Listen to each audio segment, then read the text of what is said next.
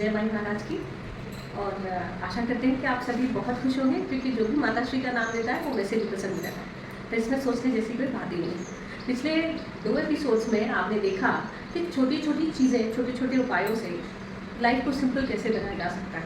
और जैसा कि लास्ट एपिसोड में कहा था कि आपको दर्पण त्राटक के बारे में बताएंगे, तो आइए टाइम वेस्ट नहीं करते, क्योंकि सब बहुत बिजी हैं अपने शेड्यूल में। तो दर्पण त्राटक क्या होता है और इसकी ज़रूरत क्या है और क्यों करते हैं, पहले तो ये समझना ज़रूरी है। सबसे पहले जितने भी साधक हैं उनको परेशानी आती है। कई सारे जो है लोग पूछते हैं हमसे कि दीदी आप बताइए कि मैं फोकस नहीं कर पाता, कंसंट्रेशन नहीं कर पाता जाप में, मैं माला तो करता हूँ पर मैं उस चीज़ में उतर नहीं पाता। तो साधना का सबसे पहला नियम ही यही है कि आपको साधना में डीप जाना है। तो ये सर्वप्रथम ये जो त्राटक है ये किसी नौसिखिए के लिए नहीं है। जिसने माता श्री की कम से कम 36,000 जाप कर रखे हैं वही इस त्राटक को करे तो ही बेहतर होगा। दूसरी बात, इसको करने से आपका जो फोकस है, जो कंसंट्रेशन है आपकी जाप में, आपकी पूजा में, वो बढ़ेगा। धीरे धीरे आप देखेंगे कि आपका मन लगने लगेगा। कोई कहता है उच्चाटन हो गया, कोई कहता है कुछ हो गया, तो उन सब चीज़ों का निवारण इस त्राटक से ही मिलता है। इसे कहते हैं दर्पण त्राटक। त्राटक कई प्रकार के होते हैं। त्राटक यानी कि किसी चीज़ को बराबर देखते रहना, निरंतर निहारना, जब तक कि वो आपकी आज्ञा चक्र में ना बैठ जाए। ठीक है, तो क्या करना है कि पहले तो एक जगह, एक स्थान तय कर लें कि मैं यहाँ बैठ के त्राटक करना चाहता हूँ। दर्पण, यदि लोगों के घर में अलमारियाँ होती हैं, अलमारियों के साथ में भी दर्पण होता है। यदि है तो बहुत अच्छा, और अगर नहीं है तो एक कम से कम इतना दर्पण हो जिसमें आपका चेहरा आपकी नाभि तक दिखाई दे।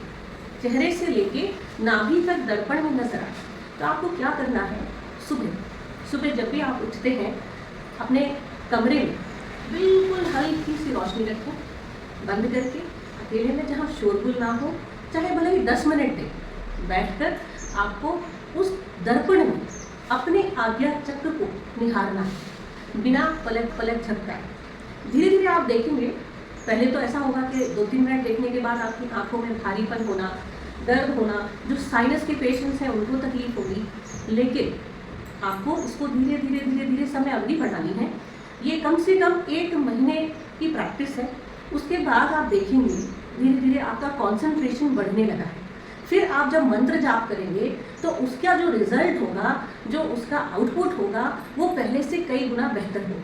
दूसरी बात, दर्पण में देखते समय कई विचार आएंगे। पहले, दूसरे, तीसरे दिन आप वहाँ देखोगे ही नहीं ठीक से, आपकी पलक ही झपकती रहेगी, पर धीरे धीरे वो विचार आने दें।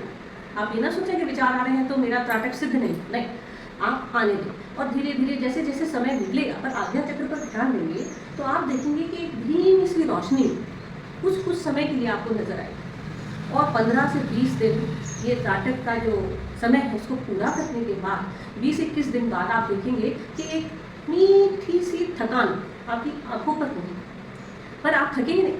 हाँ, पर आपके आज्ञा चक्र पर यदि आप केंद्रित रहेंगे तो आपको झरने दिखना, पानी दिखना, पहाड़ दिखना, तब आप समझ जाएं कि अब आप इस रोज़मर्रा के जीवन से निकलकर साधना में बैठने के लिए पहली बात। दूसरी बात, जो कुछ नियम है, नियम भी जान लें। पहला, आपको ब्रह्मचर्य का पालन करना है। ये त्राटक आपको ब्रह्मचर्य में मजबूती कैसे देगा ये आप देखेंगे, आप खुद महसूस करें। दूसरा, आपको जब भी ये त्राटक करना है, कोशिश करना है कि आसपास कोई शोरगुल ना हो, किसी प्रकार से आपको किसी को कुछ नहीं बोलना है, कोई अपशब्द ना बोले त्राटक के समय। और तीसरी बात, अश्विनी और वज्रौली मुद्रा में ही आपको समापन करना है। अब आती है बात मुद्राओं की, तो अगले एपिसोड में आपको मुद्राओं के बारे में बताएंगे। और रही बात इस त्राटक की, आप देखेंगे ये सभी साधकों के लिए है कि जब तक आप स्वयं में ही एक फोकस, एक कंसंट्रेशन नहीं ला पाएंगे, तो आप माता श्री को, कई बार मंदिर जाते हैं, ईश्वर को देख के खुश होते हैं, पर वही सृष्टि और वही दृष्टि हमारी आंखों में बैठ जाए तो हमें कहीं और जाने की आवश्यकता नहीं है।